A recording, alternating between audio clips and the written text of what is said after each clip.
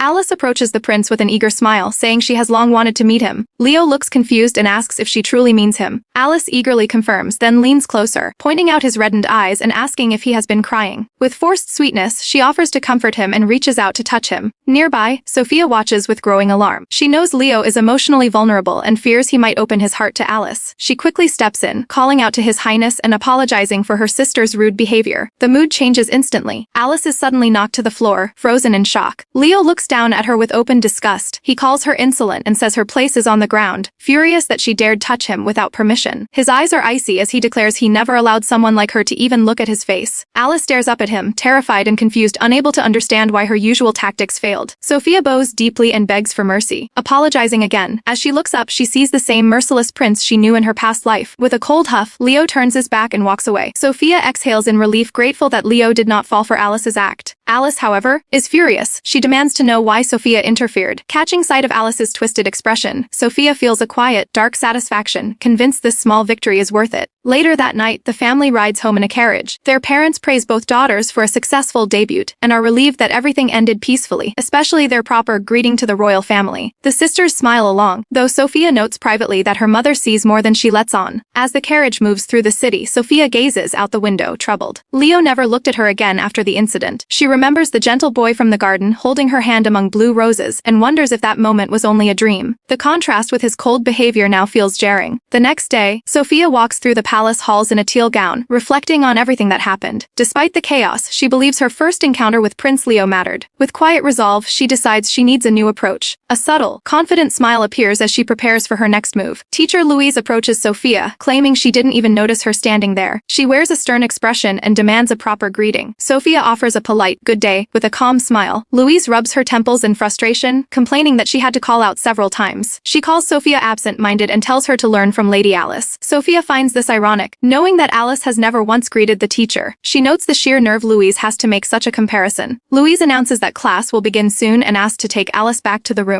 Sophia agrees with a pleasant mask, saying she looks forward to working together. As Louise walks away, Sophia's gaze turns cold. She reflects on Louise Virgo's constant arrogance. Her father had hired Louise as the household tutor, and in Sophia's past life, Louise was the very first person to become Alice's loyal follower. Louise had foolishly praised Alice as a perfect lady back then. Sophia decides that in this life, she will ensure the teacher exits the stage much earlier. A dark, predatory smile crosses her face. In the classroom, Louise calls for the students to submit their previous assignments. Alice hands hers over with a bright, cheerful confirmation. Sophia hands hers in silently. Louise stares at Sophia's paper, her eyes narrowing with hidden malice. She is certain Sophia couldn't complete the task. She intentionally gave Sophia an entrance exam question from the prestigious Royal Academy. It was a written thesis, the hardest possible assignment, and Louise believes no 9-year-old could ever do it. She sneers internally at the girl who has nothing but status, wanting her to suffer for daring to mock her. Louise's mind drifts to her own history. She was born into a prestigious count's family that had served kings for generations. She considered herself an exceptional genius, far above other noble girls. However, her mother was a spendthrift who buried the family in debt. To keep the failing household afloat, her father sold her off. She was married to a man of lower rank, Viscount Virgo, purely for financial support. Louise grinds her teeth in bitter resentment at the memory. At the Virgo estate, Louise sips tea while a butler brings her the account books. She tells him she is leaving the management of the estate entirely to him. The butler is stunned, noting that even her husband hasn't said anything about this. Louise snaps at him, asking if he's going to make her say it twice. She orders him to get back to work immediately. The butler quickly obeys as Louise stares out the window with a look of pure disdain. She watches her husband training with a sword in the yard. She views him as a crude, uncultured soldier who is only capable of training his body all day. To her, he is just a rough, useless blockhead. Her husband notices her and gives a friendly, sweating smile, but Louise looks away in irritation. She notes that his only saving grace is that he never interferes with her actions. Louise recalls how her husband was the one who forced her into the position of a tutor. She remembers the day she started, when Sophia greeted her with a bright smile. Louise felt the job was fit for an old maid or a widow and felt insulted to be teaching a child. Her anger bubbled over having to do a job she never wanted. Seeing the glittering world of the Duke's family only made her feel more wretched and small inside. 2 weeks have passed since those bitter feelings began to fester. Louise ends the lesson and reminds the girls to finish their assignments before leaving. As she turns away, Alice calls after her. The teacher stops and Alice steps closer, asking to speak privately. Louise bends down. Alice quietly claims that Sophia told their mother the lessons are boring. Louise is shocked. If the Duke hears this, she will be dismissed. Fear quickly turns into resentment towards Sophia. Alice immediately adds that she personally enjoys the classes. She says they are easy to understand and praises Louise sincerely. The flattery soothes Louise's pride. Despite Alice's background, Louise decides the girl has good judgment. Alice then suggests Sophia may complain only because she wants more difficult material. She praises Sophia's intelligence and encourages Louise to assign her harder problems. Even hunting Sophia might rival the teacher herself. Louise's pride snaps. She resolves to overwhelm Sophia with impossible questions. Class continues. Alice practices writing and complains about mistakes. Louise gently reassures her. When Sophia asks a question, Louise's irritation returns. Sophia admits she doesn't understand the classical literature assignment. Louise lashes out, accusing her of incompetence and shaming her for asking such a question as the Duke's daughter. Sophia apologizes through tears. Louise watches with satisfaction, pleased that Sophia hasn't reported her and enjoying the pressure she's causing. Then the mood changes. Sophia calmly begins reading her thesis, clearly explaining mineral production and trade prices from the Og Republic while presenting supporting documents. Louise is stunned. She realizes too late that the topic is an advanced academy-level research question, one she herself cannot answer. Sophia finishes and politely asks for her opinion. Louise breaks into a sweat, unable to respond. Sophia feigns surprise at the silence, smiling knowingly. She adds that she found the assignment interesting enough to tell her mother, who invited a guest. The doors open. The Duchess enters, followed by Viscount Virgo. Louise freezes in horror as she realizes her husband is standing inside the palace. Viscount Virgo smiles warmly, confirming that Lady Sophia was the one who invited him. He explains that she specifically wanted him to witness one of Louise's lessons. Louise's face twists in a mix of rage and mounting panic while Sophia watches the breakdown with a hidden, satisfied smile. Louise stammers, claiming she knew absolutely nothing about this arrangement. The Duchess steps in with a smile, apologizing and explaining that Sophia simply insisted on making it a surprise. Sophia cheerfully welcomes the Viscount and thanks him for coming. She then asks if he would mind taking a look at her latest essay assignment. The Viscount is delighted to help and agrees immediately. Louise Louise reaches out in a desperate attempt to stop him, her face pale with terror as she realizes the trap has been sprung. The Viscount begins to read the paper, and his expression quickly turns grim. He calls out Louise's name, demanding to know the exact meaning of the document in his hands. Louise trembles as her husband looms over her. He notes that even a simple military man like himself can see this isn't part of a proper lady's education. He is furious, pointing out that such a complex task should never be assigned to an 8-year-old child. He roars at her, demanding she answer for what she was thinking. Louise panics and tries to shift the blame entirely onto Sophia. She claims the girl ignored her actual instructions and submitted the paper without any approval. Louise continues her desperate lie, accusing Sophia of having an arrogant attitude and being under the delusion that she is smart. She insists she was only trying to properly correct the girl's behavior. Sophia watches the scene unfold with cold, red eyes, completely unmoved by the teacher's theatrics. The Viscount has heard enough and shouts for her to stop. He refuses to let her disgrace herself any further and roughly grabs her arm. He is disgusted that she would pile insolent lies on top of such incomprehensible assignments. Louise is shocked, crying out that her own husband doesn't believe her. Internally, she still views him as a useless puppet who shouldn't have the nerve to stand up to her. The Viscount counters that he only tolerated her selfishness until now because he felt sorry for her marrying beneath her rank to save her family. He declares that he will never forgive her again. He demands she prove her role as a wife by taking over the household duties she previously pushed onto the butler. He places her under constant financial surveillance and warns her that any slacking will result in punishment. Louise is horrified, gasping about her status as a count's daughter. The Viscount coldly reminds her that she is the daughter of a former count from a house that fell into ruin because of her mother's spending. He tells her that her father only married her off to him in hopes of saving her from the collapse. Louise collapses to the floor in a fit of tears, completely broken. Sophia watches with a stoic face but notices Alice looking on with a strange, calculating expression. Later, Sophia meets with her father, who remarks that the day was quite a disaster for her. Sophia plays her part perfectly, offering a sad apology and blaming herself for inviting the Viscount. Her father comforts her, admitting he never imagined the teacher could be so spiteful. Internally, Sophia reveals her true plan. She knew Louise looked down on her husband and used him as a tool to shatter the woman's pride. She finds the revenge delightful, especially since Louise had driven her out in her past life. However, she catches a glimpse of Alice and realizes her sister was likely pulling the strings behind Louise the whole time. Sophia settles into a cold resolve, knowing she cannot afford to let her guard down yet. Sophia's father pats her head and praises her for handling the difficult assignment. He is relieved that the troublesome teacher is gone, but the matter of a replacement remains. Sophia takes the chance to ask a favor. She requests to be placed in a different class from Alice. Her father agrees at once, noting the clear gap in their abilities. Sophia then adds one more request regarding the next teacher. Her father freezes at her words. Before he can respond, hurried footsteps echo down the hall. The butler rushes in and apologizes for interrupting, explaining that an urgent letter has arrived for Lady Sophia from the royal family. Sophia stiffens when she learns it is from Prince Leo. 1 week later, Sophia arrives at the royal palace for a tea invitation. As she walks through the white corridors in her formal gown, she still finds it hard to believe the letter came from Leo himself. Things are moving faster than she expected. She recalls Alice's jealous expression when she left home and feels quietly satisfied. The maid announces Lady Sophia of House Orveden. Sophia steadies herself and enters the garden. She curtsies and greets the prince with a polite smile, but his response is cold. Leo sits with his arms crossed, staring at her without warmth. The silence is heavy as they take their seats in the gazebo. Leo continues to watch her without speaking. Sophia grows tense under his gaze and realizes this is far from a friendly meeting. Flustered, she drains her teacup without noticing. When she looks down, the cup is empty. Leo stands and steps closer, then calmly refills her cup himself. Sophia freezes, startled that he would do it personally. Only then does she notice the garden is empty. She asks where the attendants are. Leo replies that he dismissed them. The answer leaves her uneasy, unsure of his intent. Trying to regain control, Sophia asks if he sent everyone away because he had something to say. She admits she was happy to receive his invitation and worries she may have been the only one looking forward to it. Leo jolts. He turns red and blurts out a warning about the garden incident. When Sophia asks what he means, his embarrassment deepens. He snaps that he showed her a disgraceful side of himself and demands she never tell anyone what happened. Sophia understands the real reason behind the invitation. Leo did not call her to talk. He wanted her promise to stay silent about the night she saw him cry. She smiles gently and tells him that if he wishes for it to be forgotten, then she will forget it. Leo stiffens. He hurriedly denies that, raising his voice as he insists he does not want to erase it entirely. Caught off guard, Sophia looks at him in confusion. His face turns red as he looks away and mutters that keeping it a secret is enough. That moment, embarrassing as it was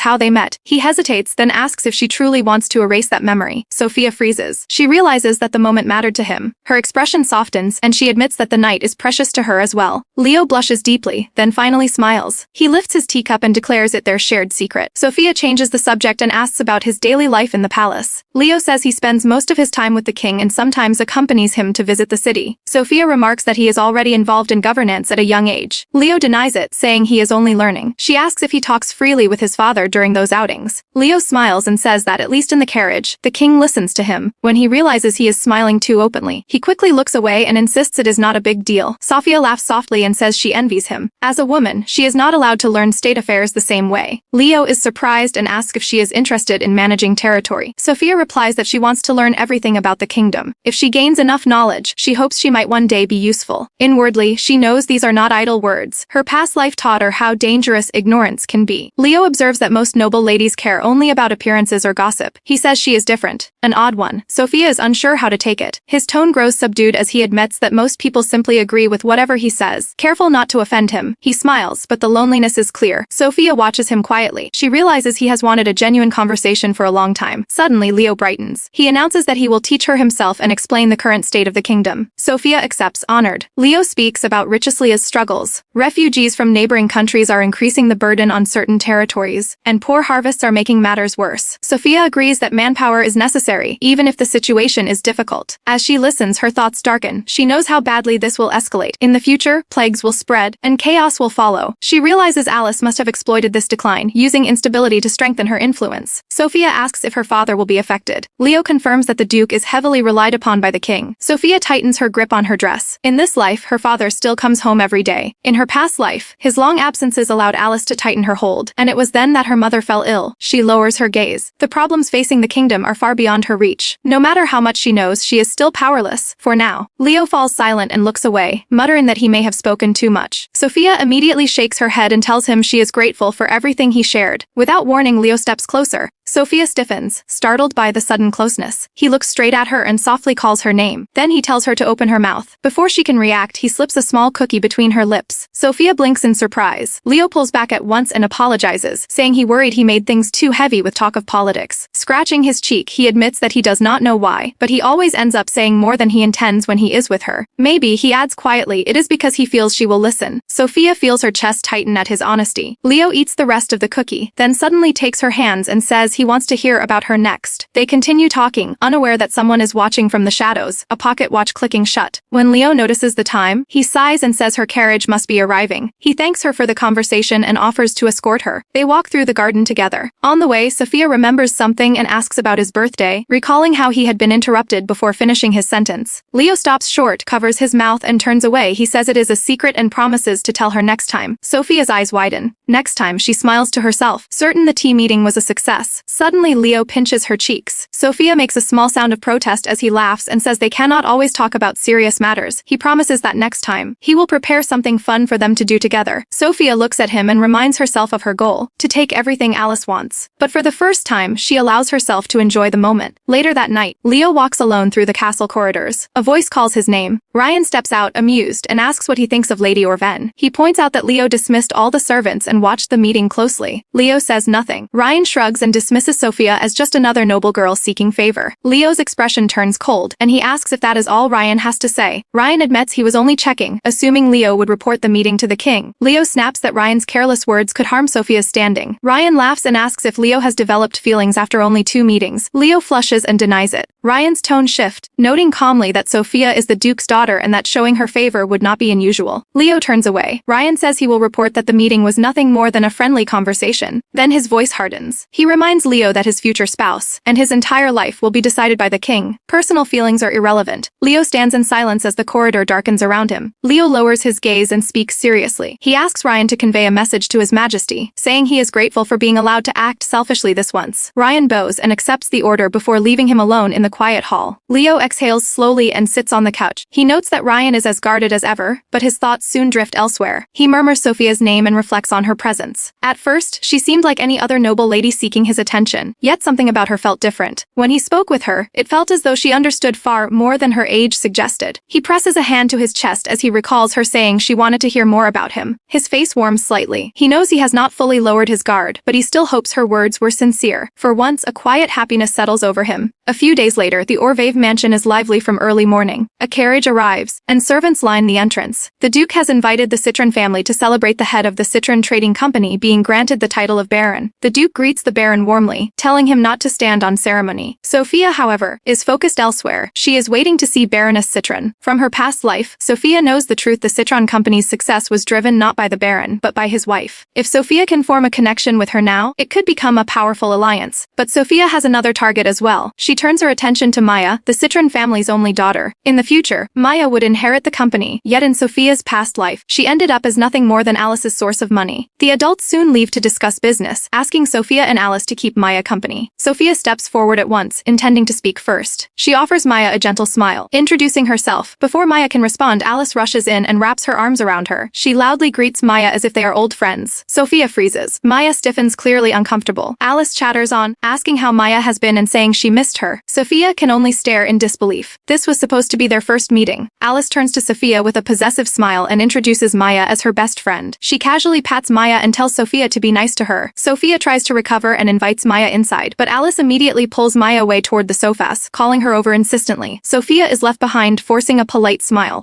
In the drawing room, Alice completely takes over. She sits close to Maya, asking questions nonstop before turning the conversation back to herself. Maya answers stiffly, clearly overwhelmed. Sophia watches in silence, irritation building as she fails to get a single word in. She studies Maya carefully. In her past life, Maya had always been different from Alice's other companions. Their relationship had felt practical, not devoted. Maya had been the only one who treated Sophia without cruelty. That is why Sophia wants her this time. She finally attempts to interject, asking how the two of them met, but Alice speaks over her again, inviting Maya to visit her house. Only then does Alice pause and turn with feigned surprise. She asks if Sophia was about to say something and apologizes sweetly for talking too much. Sophia keeps smiling, while quietly reaffirming that she cannot let her guard down around Alice for even a moment. The scene opens in suffocating darkness, a harsh thought echoing in Sophia's mind. She wants to tell someone they are too loud, to be quiet forever. Sophia, her white hair falling still, stares ahead, wishing she could truly voice those words. A memory surfaces. In her previous life, she watched two girls chatting brightly. Back then, she always held herself back because of her talkative younger sister. Little by little, she spoke less, until silence became her norm. Being pulled back into this moment drags those miserable memories to the surface. Among them, Lady Maya presents her merchant house's newest collection. Alice, smiling sweetly, encourages everyone to choose freely. The guests admire the designs, praising them eagerly. Sophia sits alone on a nearby bench, quietly reading. Maya asks Alice to help promote the collection and make a purchase. Alice hesitates, asking if the items are expensive. Maya lowers her voice, saying they are not, hinting at modest quality. Maya's attention shifts to Sophia. Approaching her with a strained smile, she asks for her opinion, wondering if the piece looks too flashy. Alice watches closely, still smiling. Sophia hesitates, then answers honestly that it looks good on Maya. Maya's expression darkens instantly. She twists the words, assuming Sophia meant that cheap things suit her. Inwardly, she labels Sophia cruel. Sophia falls silent, realizing she has been misunderstood again, just as always. Alice suddenly steps in, holding up an accessory and loudly calling it adorable. She proposes starting a new trend. The surrounding ladies immediately agree, showering Alice with praise. Sophia watches as her sister effortlessly commands the room. To her, Alice seems dazzling, someone who naturally draws attention. As Alice basks in admiration, Sophia stands to leave. Alice quickly intercepts her, gently suggesting she return to her room if she feels uncomfortable. With a pitiful expression, she claims no one means harm, but Sophia's presence makes things awkward. Sophia freezes, then quietly agrees, wishing Alice a good rest before walking away. Behind her, Alice's innocent face twists into a triumphant smirk. Maya witnesses the change and remains silent. Not long after that tea party, Sophia begins isolating herself. Looking back, she knows her life had already started falling apart. Later, Alice appears again, pulling Maya along. She announces that Maya has brought Sophia a gift. Maya presents a jar of preserved red flowers, explaining it is rue flower sugar from the Shazier Republic. She invites Sophia to try it. Using tongues, Maya drops a single preserved flower into a cup of hot water. She explains that it blooms when heated and hopes Sophia enjoys both the taste and the sight. Sophia watches closely as the petals slowly open. At the center of the flower floats a dead black beetle. Sophia stiffens in shock, but when she looks up, she sees Maya trembling, clutching the brooch at her throat, her face pale with fear. The reaction is not cruelty, it is terror. Sophia realizes something is very wrong.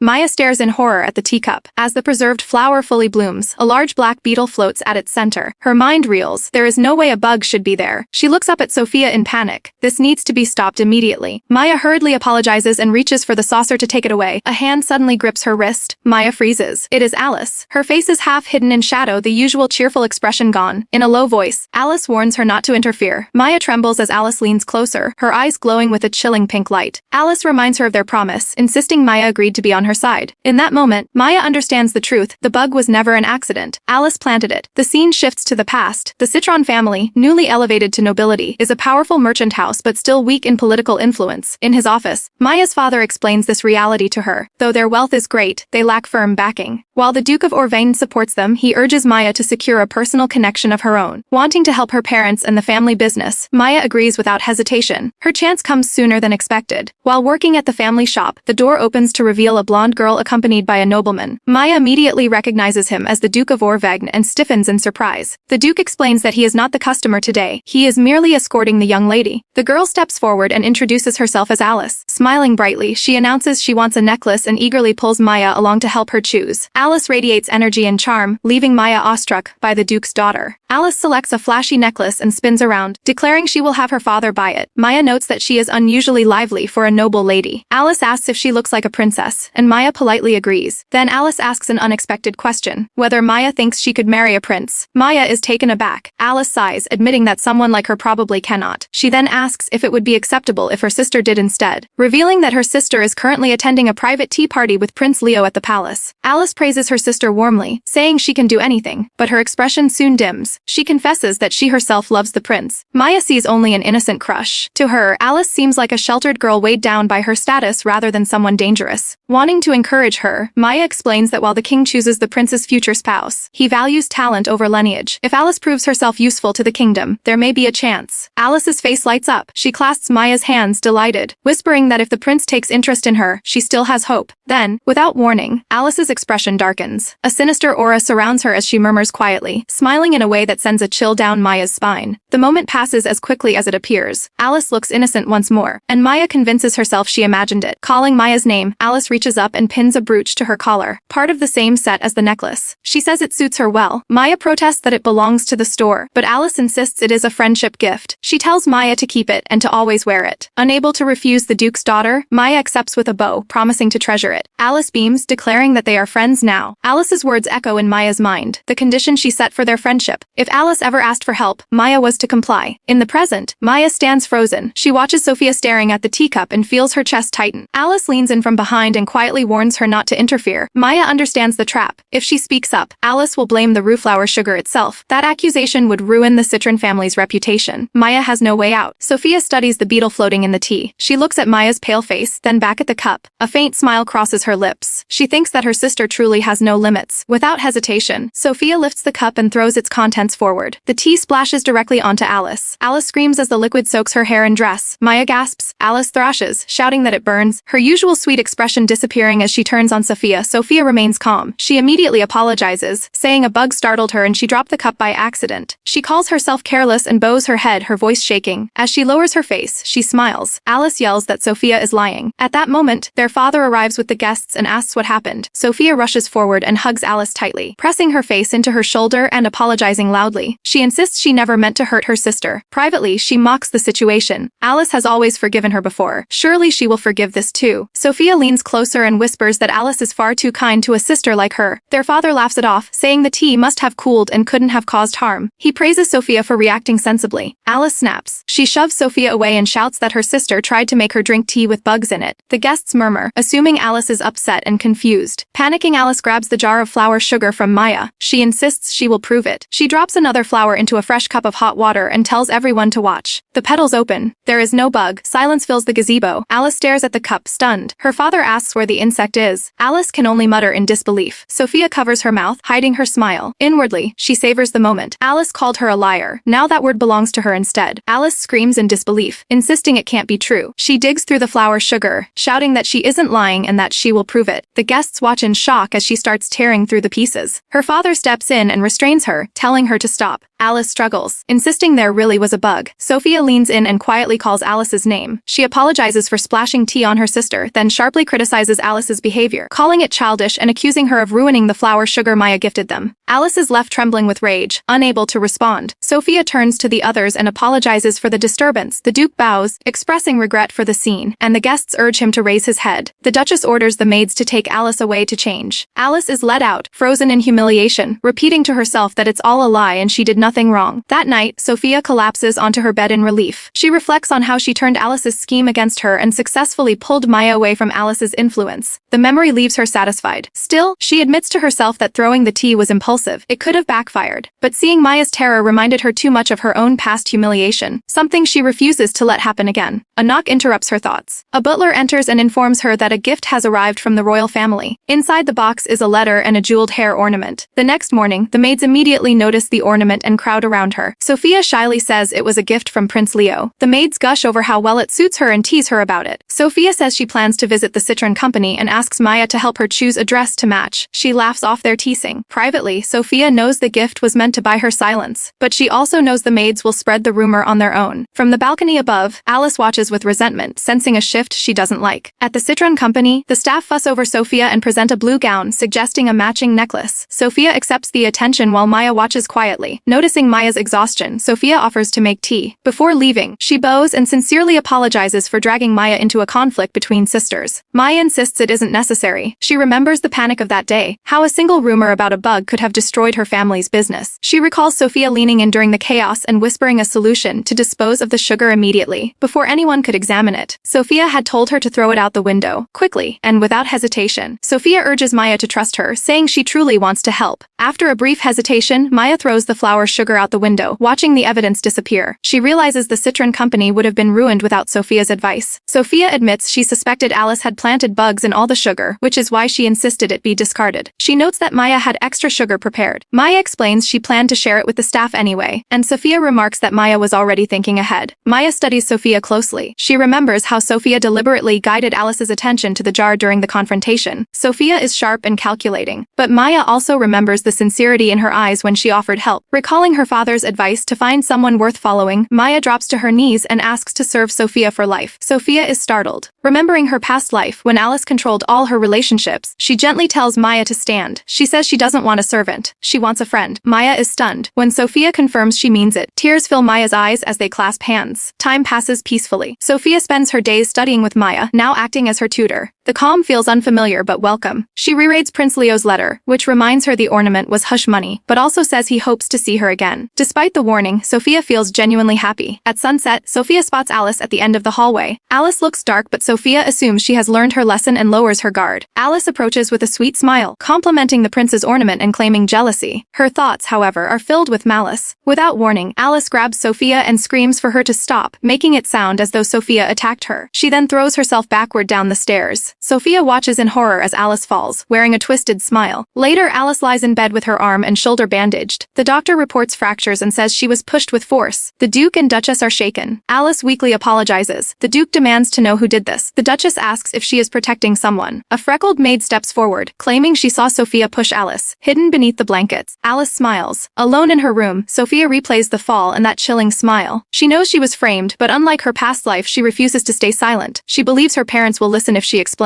The door suddenly flies open. The Duke stands there, his expression cold as he calls Sophia's name. She asks about Alice's condition, and he says Alice has a fractured bone, with possible complications later. Sophia realizes that even though Alice fell on her own, she didn't escape the setup unharmed. Her eyes drift to the hair ornament. She remembers Alice apologizing for grabbing it during their struggle. To Sophia, those apologies have always been empty. More than anything, she is relieved the ornament wasn't broken. The Duke's voice turns cold as he says there is something he must ask. According to the doctor, Alice was clearly pushed down the stairs. A maid named Carla has testified that she saw it happen. Sophia is stunned. She knows Carla is lying. No one else was there. In that moment, she understands how perfectly Alice planned this. She tells herself her father won't believe a lie, but his expression doesn't change. He accuses Sophia directly. He asks if she lost her temper because Alice took her hair ornament, adding that if she tells the truth now, he won't be angry. Sophia's heart pounds. Inside, she screams that it wasn't her. When she meets his gaze, she sees the same blame and suspicion she faced in her past life, all of it crashing down at once. Trembling, Sophia insists she never pushed Alice. The Duke cuts her off, saying he has heard enough. He orders her confined to her room and forbids her from leaving. Sophia reaches for him, crying and begging him to believe her. He shuts the door in her face. Left alone, she collapses to the floor. She wonders why they always believe Alice over her. As despair settles in, she realizes the future still refuses to change. Alice has won again. Having no allies in this house hurts more than anything. The scene shifts to Alice's room. Despite the bandages, Alice hums cheerfully. She slips the sling off her arm and laughs, mocking how easily everyone believed her. She imagines Sophia crying alone and thinks this is what happens when someone gets cocky. In her mind, she is the only one meant to be loved and chosen by the prince. Alice's past comes into view. She grew up comfortably with her mother in a wealthy district. At school, girls doted on her, praising her looks and clothes. Boys adored her, and Alice thrived on the attention. She believed she was special. One night, she shows her mother a pair of earrings from a friend. Her mother smiles and says she looks like a noble lady. Then her mother reveals the truth. Alice carries noble blood. Her real father was the Duke's younger brother. Long ago, her mother worked as a maid at the Duke's estate. When her pregnancy was discovered, she was cast out. She later learned that the man she loved had already died. Alice's mother continues, saying the current Duke is a kind man. She tells Alice that if anything ever happens to her, she should seek help from the Duke's household. She promises she will never leave her daughter, calling her the treasure her father left behind. But Alice's thoughts turn dark. Realizing she is a true noble, she decides she no longer needs her mother. In a horrifying turn, young Alice ties her mother up and gags her. Holding a flaming torch, she smiles, thinking how much happier she will be alone. She watches the house burn with her mother inside and coldly says goodbye. Afterward, Alice appears at the Duke's doorstep in tears and is easily taken in. Looking at herself in the mirror, she feels chosen. She believes she is the only princess meant to be loved. To her, Sophia is an obstacle that must be removed. Back in the present, the maid Carla visits Alice's room. Alice greets her cheerfully until Carla hesitates. Nervously, Carla admits she never actually saw anything and only testified because Alice ordered her to. Alice's expression turns icy. She sees Carla as a weak girl who just needs encouragement. Taking out a jeweled accessory, she offers it as a reward for Carla's help. Greed quickly wins and Carla accepts. Alice tells her to keep assisting whenever needed, promising more gifts. Internally, Alice mocks how easily the maid bends for a cheap trinket. She remains determined to erase Sophia from her life. A few days later, Alice walks through the hall with the maid faking pain. She finds pretending tiresome but feels excited because the Duke has summoned her. She hopes Sophia's punishment has finally been decided. She enters the room, only for her smile to vanish. Carla is there, pointing at her and shouting that everything was Lady Alice's doing. The maid confesses to the Duke and Duchess that Alice orchestrated everything. Alice is stunned. She quickly forces a smile, accusing Carla of bullying and lying to a seriously injured girl. From the doorway, Sophia calmly asks if Alice is the one lying. Sophia steps forward in a striking dark gown and explains that Carla came to her room to apologize, unable to bear the guilt of the lie Alice forced her to tell. Alice panics, unable to believe the maid would feel remorse. Carla continues, confessing that Alice has always treated Sophia as an enemy and ordered her to spread false rumors about Sophia's mistakes. Pushed past her limit, Alice snaps and screams at the maid to shut up. Alice snaps and lunges at Carla, lifting her supposedly broken arm to strike. Carla screams as the Duke catches Alice's wrist mid-air. He stares at her in disbelief, asking how she can move if her bone is fractured. Alice freezes, realizing she has exposed her lie. At that moment, the head butler rushes in with urgent news. The doctor was caught trying to flee the estate. He is dragged in, shaking and begging Alice for forgiveness, confirming their conspiracy as he breaks down. Sophia steps forward calmly and explains that she arranged a replacement doctor when the original claimed to be unavailable. She coolly asks Alice whether she would like the head doctor to examine her injuries again. Alice can only glare, completely cornered. The real head doctor examines Alice and reports that she has only minor scratches and bruises already healed. The Duke's expression darkens as he realizes Alice deceived everyone. He demands to know why she would commit such a disgraceful act against Sophia and Carla. Alice stays silent, seething inwardly. The Duke sighs, admitting they indulged Alice too much. He declares her upbringing must change and orders her sent to a convent. Alice is stunned by the punishment. As the maids restrain her, Alice screams and struggles, trying to fake an apology and claiming she only wanted attention. The Duke remains unmoved. He tells her he will retrieve her when she turns 16, but until then, she must reflect on her actions. Alice is dragged away, thrashing and glaring back at Sophia with pure hatred. The doors slam shut, ending her time in the house. Sophia stands in silence, realizing Alice will be gone for 8 years. Relief washes over her, believing her family is finally safe. The Duke approaches Sophia, still troubled. He asks why she couldn't have gotten along with Alice and suggests she should have been kinder. The words sting. Sophia quietly agrees, feeling she has lost his trust despite the truth coming out. Suddenly, a maid announces Prince Leo's arrival. He enters with his attendant, saying he heard rumors that Sophia was confined to her room for days. Sophia is startled as Leo places a steady hand on her shoulder. Leo demands a full explanation. After Sophia summarizes the events, the Duke begins to apologize, calling it a petty dispute. Leo cuts him off, saying he is apologizing to the wrong person. He reminds the Duke that Sophia was punished despite being innocent and asks if he understands how deeply that must have hurt her. The Duke and Duchess fall silent, realization dawning. The Duke steps forward and pulls Sophia into an embrace. Admitting his mistake, he apologizes for failing her. Sophia breaks down in tears, overwhelmed by the warmth of her parents' arms. For her, being believed at last is enough to heal her heart. The Duke Duke and Duchess pull Sophia into a tight embrace. Her father apologizes sincerely, while her mother thanks her for enduring everything. Prince Leo interrupts, saying he needs some air and asks Sophia to walk with him in the garden. Outside, they sit on a stone bench. Leo says it's time to talk. Sensing her hesitation, he asks if she is avoiding his questions. He makes it clear he doesn't believe the crisis was resolved by coincidence and asks how she dismantled such a calculated setup. Sophia explains that she noticed Carla's constant fixation on the family jewels. To bait her, she pretended to be heartbroken and stayed in bed for days. One night, Carla sneaked in, convinced the rumors were true, and began stuffing gems into her hands. Sophia suddenly sat up and asked where she thought she was going. Startled, Carla dropped the jewels. Sophia accused her of lying and shifting blame, then confronted her about Alice's orders. She forced Carla to choose between the rightful heir and an adopted outsider. Cornered by fear, Carla agreed to obey. Back in the present, Leo laughs, impressed that Sophia turned the maid's greed against Alice. Sophia admits it only worked because she remembered Carla's habits from her past life. Leo says her ingenuity continues to surprise him. His tone shifts as he says she still hasn't shared how she truly feels. He repeats the words she once told him, that speaking pain aloud can ease the heart. Sophia finally admits how frightening it was to be doubted while innocent. She confesses she feared no one would believe her. Tears fall as the fear spills out. She apologizes for crying, but Leo takes her hand and kisses her forehead. He tells her she did well and promises to believe her from now on. He says she no longer needs to be afraid. Sophia smiles, and they share a quiet moment in the sunlight. 10 years later, Sophia Orvain is 19. She stands by her window before turning to her desk, where Maya waits. Wearing glasses, Sophia reviews business documents with sharp focus and praises Maya's flawless work. Maya asks if something is wrong. Sophia says the Almeria Trading Company has finally stabilized. Maya credits Sophia's leadership, but a heavy memory surfaces. Sophia recalls Alice being sent to a convent after the staircase incident. Despite years of peace, she refuses to lower her guard. If Alice ever returns, Sophia intends to be untouchable. That is why she continues learning, strengthening her position alongside Maya to secure her future. In the royal capital under a clear sky, inside the throne room, Sophia kneels on the red carpet before King Louis Racheslia. Resting his chin on his hand, the king reviews her proposal to establish the Almeria Trading Company and her request to operate under the royal crest. Sophia confirms calmly, her head lowered. Though she keeps her posture steady, sweat gathers at her temples. In her past life, this king was known for crushing opposition without mercy. She knows one wrong word could end everything. Sophia clearly explains her plan to distribute original goods both domestically and abroad, and respectfully requests the king's patronage. The king abruptly tells her to stop. Sophia flinches, convinced she has failed. He coldly declares the proposal absurd, calling it the naive fantasy of a girl who knows nothing of the world. Her face flushes as despair sets in, until the king suddenly breaks into a grin. He declares the idea interesting, even calling it a business opportunity beyond imagination. He adds that Leo, whom he trusts deeply, supports it. Leo stands beside the throne, smiling at her. Sophia is startled but relieved. The king tells her to make full use of his authority. Just as she begins to thank him, he cuts her off with a condition: 30% of the profits will go directly to him. Sophia freezes. Leo immediately protests, arguing that such a demand is excessive for someone with no track record. The king silences him, explaining that this is not taxation but a personal investment. He looks down at Sophia with a sharp smile and tells her he expects great results. Realizing the true test has only begun, Sophia accepts without hesitation, smiling as she agrees. Later, in a private room, she collapses onto a table, drained. She mutters that paradise turned into a nightmare and she never wants to face that again. Her aide awkwardly congratulates her, relieved it's over. The narration reveals the truth behind Almeria Trading Company's success. Its product is labor, but not ordinary labor. An attendant announces the arrival of Archbishop Faust. A blonde man in clerical robes enters, radiating confidence. He reviews a report and notes that the dispatched workers are performing well. Sophia thanks him, saying morale is high. Faust corrects her, calling them devoted followers of the luminous Holy Church. He casually places his hand over hers, praising her beauty and leadership, claiming it inspires the faithful. Sophia stiffens, sweating internally, and quickly tries to redirect the conversation to his monthly payment. Without warning, Faust slams a document onto the table, demanding to know why one of his requests was denied. His sudden anger shocks both Sophia and her aide. At the same time, chaos erupts in the company's reception hall. A rough-looking man slams the desk, shouting for a job. The receptionist explains they are not recruiting. Enraged, he grabs her and demands to see the owner. Sophia's aide rushes in to protect the receptionist, but the man sneers and reaches out again. A calm voice stops him. Sophia steps forward, introducing herself as Sophia Orvain, the owner of the company. Dressed in blue and holding a golden fan, she meets his gaze without fear and states firmly that she is the one in charge. The man freezes under Sophia's gaze, stammering that he just needs money fast and will take any high-paying job. Sophia refuses outright. When he protests that this is supposed to be a job placement company, she calmly corrects him. She explains that Almeria supplies trusted workers to clients. Those affiliated with her company are not just laborers but verified assets, and only people with clear backgrounds are accepted. The man accuses her of discriminating against the poor, but Sophia replies that this has nothing to do with status. She points out his accent and pronunciation, concluding he is not from this country. Murmurs spread through the crowd. Sophia asks if he can prove his origin, criminal record, or legal standing. The man falls silent, and her aide realizes he has no documentation at all. Pressed, the man admits he fled his homeland after repeated crop failures. His wife is ill, his children are starving, and he has nowhere else to go. He begs Sophia not to reject him just because of his accent, swearing he will do anything. Sophia smiles and tells him she will honor her words, then asks him to confirm that he truly meant anything. Before he can answer, Archbishop Faust steps forward. Gasps ripple through the room as he introduces himself. Faust assures the man that the Holy Church will protect him and his family, providing food and shelter. He kneels to meet the man's eyes, speaking gently. Overwhelmed, the man asks why they would help him for nothing. Faust explains that the church's purpose is salvation. They offer aid so people can stand on their own, and once the man proves himself, the church will vouch for his reputation. Watching quietly, Sophia notes that Faust's devotion makes him a reliable partner. Faust turns to Sophia and declares that the Almeria Trading Company will work with him as well. Sophia smiles and encourages the man to do his best for his family. He breaks down in gratitude, thanking them repeatedly. The staff praise Sophia for her mercy. She accepts with a graceful smile, privately acknowledging it as excellent promotion. The truth is then revealed: the rude man was an actor. The scene was staged. The Holy Church's believers, once accepted, are known for strong discipline and repentance. Almeria carefully selects such individuals, ensuring clients receive reliable, trustworthy workers. Backed by royal authority, the company's position is unshakable. Later, in a private room, Sophia's aide sighs in relief. Suddenly, Sophia gasps as Prince Leo appears, lowering his cloak and praising her performance. Sophia blushes. Leo thanks Archbishop Faust, who replies that he merely guided a lost soul. Sophia realizes she still has business to discuss, but Leo has already joined them as if it were natural. Faust asks if Leo visits often. Leo smiles and admits he comes frequently, to see Lady Sophia. Sophia flushes deeply. Faust chuckles and prepares to leave, but Sophia hastily objects. Leo calmly states that he has been working with the company longer than the Archbishop and insists on staying for the discussion. Faust agrees and slides a document across the table. Sophia looks down at it, her expression shifting in confusion. Archbishop Faust presents a bundle of letters, explaining they are thank you notes from children saved from the plague. Sophia reads one, her expression softening at the words of gratitude. It is revealed that Almeria Trading Company had a purpose beyond profit. Using its funds, Sophia hired scholars to recreate a medicine that once failed to spread in her past life. Through the Holy Church, it was distributed free to the public. Sophia admits she began the business to prevent Alice from exploiting the epidemic as she once did. Yet holding the letters, she realizes she truly helped countless people. The satisfaction is real. She thanks Faust sincerely. He waves it off, saying any gratitude should be offered to the goddess Luminatia. Beside her, Prince Leo praises her achievement, adding that the king will be pleased. Sophia clutches the letter, convinced her position is now secure. At sunset, a carriage carries them back to the estate. Sophia thanks Leo for escorting her. He asks, slightly displeased, why she still calls him Your Highness. She hesitates. Leo admits he feels she treats him no differently than the Archbishop. Sophia awkwardly says she respects them both. He turns away with a quiet scoff. Then his tone changes. Calling her name, he leans closer and asks if, now that they are alone, she can give him special treatment. Sophia blushes. Lately, his words have been far bolder than before. She remembers the reserved boy from her past life, once known as the cold-blooded prince, and compares him to the man gently touching her cheek now. Flustered, she admits she does not know how to treat him differently. Leo murmurs thoughtfully, then moves in an instant. He pins her lightly against the carriage wall, smiling with unmistakable confidence. Sophia thanks Prince Leo for escorting her back to the estate. He holds her hand, reminding her to be careful, then gently cups her cheek. Calling her name softly, he promises to visit again before turning away. Sophia watches him go, cheeks burning, her heart racing. For a moment, it feels unreal. As she approaches the entrance, a memory cuts through her warmth. In her past life, she was executed at 19. The image of the guillotine flashes before her eyes. She instinctively touches her neck, but the doors open, light pours out, and the memory fades. This life is different. Maya and the staff welcome her with bright smiles. Sophia realizes she is no longer alone. She has allies, she has power. And Prince Leo chose her. Relief settles in her chest. Then a lazy voice complains about how late she is. Sophia freezes. A blonde girl lounges in the hallway, saying she almost fell asleep waiting. Pink eyes gleam as Alice smiles and welcomes her home. Sophia asks why she is here, reminding her she was sent to a convent. Alice giggles, saying she wanted to surprise everyone. When Sophia asks about permission, Alice laughs it off. Sophia understands immediately. She escaped. Alice was supposed to return 2 years ago. Instead, repeated tantrums and escape attempts forced the convent to delay her release. Now, somehow she is back. In the drawing room, Alice stands between their parents, flawless and meek. She presents official approval and a medical report from the convent. With clasped hands, she claims she reflected deeply. Turning to Sophia, she apologizes for her childhood behavior. Eyes brimming with tears, she praises Sophia as a perfect princess and begs to start over as sisters. Sophia meets her gaze and sees the truth. Nothing has changed. Their parents are convinced. Smiling, they ask Sophia to take care of her sister. Sophia says nothing. Later, she studies Alice from behind her fan. The The timing is perfect. In her past life, Alice returned just before Prince Leo's birthday and secured her position as his fiancé. But this time is different. Sophia smiles calmly. This time, Leo chose her. She silently challenges Alice to reveal her true self at the upcoming birthday ball. The next morning, Sophia rides to work, exhausted after a sleepless night. Deadlines pile up. Contracts wait for approval. She exhales, forcing herself to focus. Suddenly, raised voices echo through the hall. Someone calls Maya's name. Sophia turns to see a man gripping Maya's wrist. Maya struggles, pleading for him to let go. He ignores her, tightening his hold as she pales in fear. Sophia's gaze sharpens. Maya cries out in pain, warning the man to let go or she will call the guards. He scoffs, offended, saying a baron's daughter has no right to talk back. He tightens his grip, ordering her to know her place. Sophia steps in and grabs his arm. The man turns, his expression brightening as he calls Sophia's name. He introduces himself as Geese, claiming he has been waiting for her. Without hesitation, he shoves Maya aside and approaches Sophia, declaring that he is the man destined to be with her. Sophia recoils, stunned. Geese drops to one knee and offers his hand, blushing as he asks if she is too happy to speak. He reaches toward her. A sharp voice orders him not to touch Lady Sophia. Maya steps between them and calls the guards. They immediately seize Geese. He struggles, demanding to know who they think he is and shouting for them to let him go. Sophia looks down at him coldly and tells him he is the one acting foolishly. She orders the guards to remove him. Maya firmly backs her up. As he is dragged away, Geese screams at Maya, accusing her of interfering and sneering at her status. He vows not to forgive her. Turning back toward Sophia, he insists this is only a trial and declares they are fated to be together. The doors slam shut. Maya exhales and asks if Sophia is all right. Sophia thanks her and asks who the man was. Maya answers that his name is Geese Razef, though Sophia does not recognize it. Maya explains that he has been lingering outside the building for a week. Today, he forced his way in, claiming to be Sophia's lover and using his status as Count Razef's son to intimidate her. Sophia apologizes for the disturbance and suggests tightening security. Maya then reports a more serious issue. She explains that Count Gustav was visited by men claiming to represent the company. Believing them, he allowed them to harvest the fields. When he returned, the men were gone and the crops were ruined. Sophia asks about the workers who were meant to go. Maya explains they stayed home after receiving a letter the company never sent. Sophia realizes someone is deliberately damaging the Almeria trading company. She orders an apology sent to Count Gustav, an investigation into the imposters, and a review of any further damage. Maya smiles and says everything has already been handled. She explains that no other clients were affected, patrols have been strengthened, and while the culprit remains unknown, suspicious figures have been reported. Count Gustav accepted their explanation and even expressed concern for the company, trusting their past conduct. Sophia thanks Maya, calling her truly reliable. Maya blushes. Outside, hidden in the shadows, Geese watches through a window, glaring at Maya and vowing he will not forgive her. Later that night, Maya remains alone in the office. Though exhausted, she smiles faintly, determined to carry out Lady Sophia's wishes. Late at night, Maya works alone in the office. Footsteps approach. A hooded figure looms behind her, gripping a heavy bottle. With a chilling grin, he tells her not to worry and brings it down. The next morning, a cheerful employee hums while sweeping the hallway. Thinking of how impressive the president was yesterday, he decides to clean her office. He opens the door and freezes. Maya lies unconscious on the floor, papers scattered around her. He screams for the president. Maya later lies in a quiet bedroom, her head wrapped in bandages. Sophia sits beside her, devastated, while Maya's parents weep nearby. Sophia trembles, imagining the terror Maya must have felt. Maya's father says it is a relief that her life is not in danger, though seeing her like this is painful. He suggests letting her rest and apologizes to Sophia. Sophia suddenly stands, crying that it is her fault for placing their precious daughter in danger. A weak groan follows. Maya opens her eyes and calls out to her parents. Seeing Sophia, she apologizes for failing to protect the important documents. Sophia grips her hand and tells her not to apologize. Tearfully, she says that Maya being awake is enough. After leaving the room, Sophia's expression hardens. She pieces everything together. The stalker, the imposters, and now this attack. It is no coincidence. Someone is deliberately targeting the Almeria trading company. Thinking of what was done to her friend, anger surges through her. She vows to find whoever is responsible. Sophia returns to the Duke's estate. A maid greets her, but Alice interrupts from the balcony, smiling sweetly and asking about her plans. Sophia replies that she will go to the company early. Alice adds that their father is calling for her. As Sophia walks away, Alice's smile twists into a cruel grin. She murmurs mockingly that Maya must have had a hard time. Sophia stops, suspicion striking her. Alice returned only 2 nights ago. The timing feels wrong.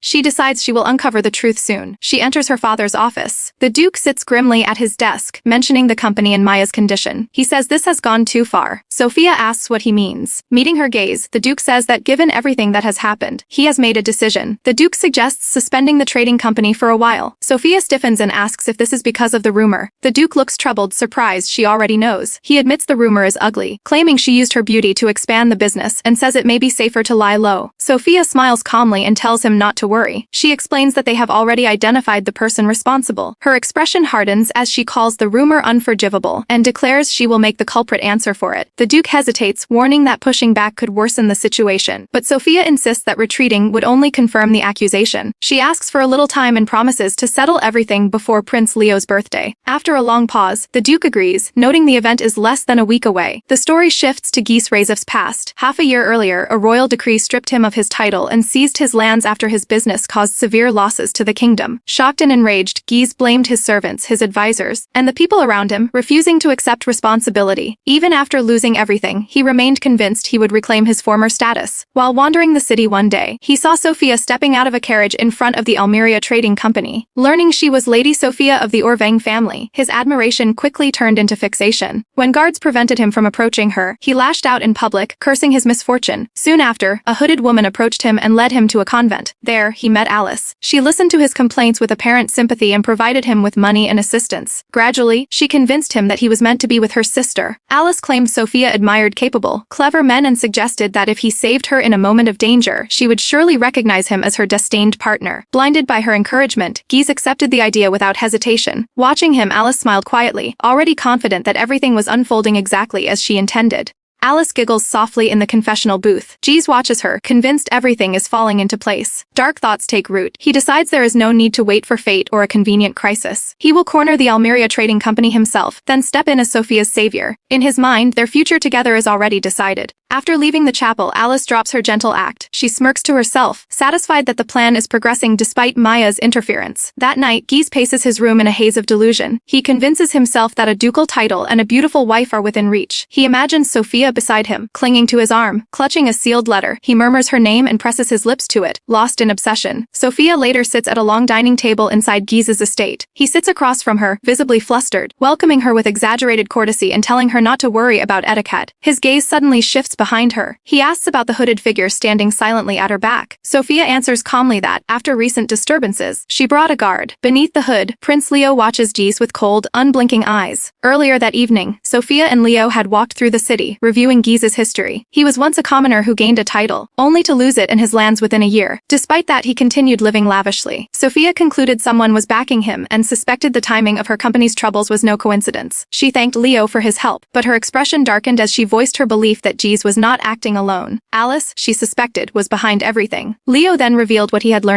Guise had been hosting evening gatherings and spreading rumors that he and Sophia were romantically involved. Sophia reacted in shock. Leo demanded to know if the rumor was true, his presence turning sharp and oppressive. Sophia immediately denied it, and Leo relaxed with visible relief. Sophia then proposed using Guise's obsession against him. She revealed she had already accepted his dinner invitation. Leo protested, but when she reminded him of Maya's injury and the damage to the company, he fell silent. When she told him the dinner was that very night, Leo insisted on coming with her. Back in the present, Sophia sips her wine, careful to maintain her composure. She worries briefly that Guise might recognize Leo, but Guise remains completely unaware. He beams, asking if she is enjoying herself. Sophia flatters him, praising the estate and asking him to share his business insight. Encouraged, Guise boasts freely, hinting that a remarkable person is supporting him. Suddenly, he stands and grips Sophia's shoulders. She stiffens, barely hiding her revulsion. Leaning close, he whispers that he has something important to tell her. Behind him, the hooded figure moves. In a flash, Leo draws his sword. Sophia's eyes widen. She grips Leo's arm and whispers for him to stop, saying this is a chance to keep Guise careless. After a brief hesitation, Leo restrains himself and steps back. Sophia turns to Guise, softening her gaze on purpose. Guise flushes, sweat forming on his face. She leans closer and murmurs that she wants to hear everything. Alone. Overjoyed, he eagerly leads her down the hallway, bragging about a place prepared just for her. He throws the door open. Sophia freezes. The room is drenched in pink, frills, oversized teddy bears, ribbons everywhere. A large portrait of Guise dominates the wall. She forces a stiff smile and asks if this is his hobby. Guise beams, proudly declaring the room was made just for her. He announces that his purpose is to protect her from all danger. Sophia, standing amid the pastel decor, coldly asks what he means. Misreading her tone, he steps closer, touching her hand and claiming he knows about the rumors and her company's troubles. He hints that friends provide him with information. Sophia stays calm, letting him talk. Guise grows bolder, telling her to leave everything to him and abandon the company. He grabs her hand and promises to make her happy as a woman. Sophia smiles thinly and says says such matters must go through her aide, the company president. His face twists. He scoffs at the title, mocking Maya as incompetent and sneering at her background. He boasts about his own worth, calling himself a true noble. Sophia's fist tightens. Guise leans in, insisting he's the one who deserves to stand beside her. The slap lands instantly. The sound echoes as Guise crashes to the floor, clutching his cheek. Sophia stands over him, trembling with fury. She calls his words filth and remembers Maya, the one who built the company with her, the person she trusts most. She steps forward and kicks him hard, sending him sprawling again. Adjusting her glove, she tells him that someone like him wouldn't normally be worth touching, but she made an exception for Maya. She orders him to kneel and beg. Guise scrambles back, bleeding and panicked, shouting that he's not incompetent and that he'll soon reclaim his noble title. In desperation, he blurts out that Maya was attacked because she stayed late at the company, and that failing to finish work proves her useless. Sophia freezes. She asks quietly how he knows about Maya's attack. Guise covers his mouth too late. Sophia steps closer, her voice deadly calm. Only company members knew about that incident. Realization strikes, her gaze hardens. So tell me, she says, were you the one who attacked Maya? Guise pants heavily, sweat pouring down his face as his delusion snaps into rage. He screams for her not to mock him, claiming he showed her kindness and she repaid him by trampling his pride. He hurls insults, shouting that women should obey and know their place. Sophia watches without flinching. She decides she won't hold back anymore. Guise lunges at her, face twisted with madness, vowing to prove his greatness by force. A black, thorny aura erupts as he charges. At that moment, the door slams open. Leo rushes in, clutching a scroll, the evidence of Guise's sabotage. He shouts Sophia's name and raises his weapon, ready to strike. Then he freezes. Sophia is sitting on top of Guise, calmly pinning him to the floor. She looks up and smiles brightly, greeting Leo and asking if he's safe. Leo stares, stunned, thinking that he should be the one asking that. Guise is quickly tied up, thrashing on the floor and screaming to be released. He demands to know if they understand who he is and glares at Leo in disbelief, insisting his mercenaries should have killed him. Leo answers coolly that he dealt with them alone. He holds up a bundle of documents, fake dispatch notices found in Guise's office. They match the letters that missiled Sophia's workers and ruined the crops. Leo accuses Guise directly of sabotaging the Almeria trading company. Guise panics, denying everything and claiming the letters were fabricated by jealous fools. A cheerful voice interrupts as Leo's aide, Ryan, arrives with royal guards. He reports that all intruders in the mansion have been captured. At Leo's order, the guards seize Guise. Guise screams that he's a count and demands to know their authority. Leo removes his hood. His violet eyes lock onto Guise. He tells him to repeat that claim. Right here, in front of Crown Prince Leo Reichislia. Guise's face drains of color as he trembles in disbelief. The guards drag him away, his protests echoing into silence. The room finally goes quiet. Leo turns to Sophia, his expression tight with worry. She thanks him softly, but before she can say more, he pulls her into a firm embrace. She gasps as he presses his face into her shoulder, admitting he was afraid something might happen to her. He notices her torn dress, and she quickly says she isn't hurt. She lightly punches the air, saying it's thanks to the self-defense techniques he taught her. She adds that she might have managed even without him, then corrects herself. She cups his cheek and tells him it's because he's there that she can act without fear. She thanks him sincerely. Leo blushes, relief softening his expression. He says nothing makes him happier than seeing her smile so freely, especially when she's with him. Hand in hand, they stand together in the quiet room, safe at last. The next day, Guise sits alone in a cold prison cell. An old woman approaches and apologizes for the wait, saying she has come to take him out. Guise recognizes the voice. It belongs to Alice's messenger. He demands to know how she entered. She tells him to calm down and hands him a bottle of wine through the bars. Without hesitation, Guise drinks it. He orders her to release him immediately. Blood spills from his mouth. He stares at his hand in confusion before collapsing into violent coughing. As blood splatters the floor, he looks up at the woman in terror and asks why she is doing this. She calmly replies that no one ever promised he would leave alive. Guise convulses and dies on the stone floor. The woman walks away and removes her disguise. Inside the holy church, Alice confirms that Guise has been disposed of. She is mildly annoyed. If things had gone better, she could have ruined her sister's reputation as well. She sits quietly, already looking ahead to tomorrow, the Crown Prince's birthday ball, the day Alice plans to become a princess. That night, Maya adjusts Sophia's dress. Despite the bandages on her head, she smiles and tells Sophia she looks beautiful. Sophia thanks her but regrets that Maya cannot attend. Maya reassures her and reminds her that tonight is about Prince Leo. The ballroom is filled with nobles as the Orvang family enters. Alice follows in pink, smiling sweetly as guests praise her innocence. Then Sophia steps inside. The room falls silent. Wearing a deep purple gown, she commands attention. The rumors surrounding her lose their power in an instant. Sophia watches the room behind her fan, knowing everyone is waiting to see whom Prince Leo will escort. The king and crown prince enter. Leo immediately spots Sophia, wearing the dress he gave her. The king teases him, then gives his blessing, reminding Leo that the decision was his. Leo suddenly senses something wrong and steps forward. Wine splashes across Sophia's dress. Gasps fill the hall. Alice stands beside her with an empty glass, pretending it was an accident. Sophia looks down at her stained gown. She apologizes calmly and says she will excuse herself. Leo rushes to her side. He knows she is enduring this silently. As always, his gaze looks to Alice. Though she looks frightened, Leo is certain she caused this. His anger settles into firm resolve. Leo gazes at Sophia with pure adoration. He realizes what matters most is that she needs him. He clasps her hands tightly, vowing to do anything to protect her. Suddenly, the ballroom doors swing open. A murmur ripples through the crowd. Whispers of pity for Lady Sophia after the wine incident. Two noble women gossip behind their fans. They've heard the Grand Duke prepared new attire for her. A bright light floods the entrance. Leo and Sophia step into the hall, dressed in matching deep blue outfits. The guests are stunned. Their harmony leaves no doubt. Sophia is his fiancée. King Louis rises on the dais,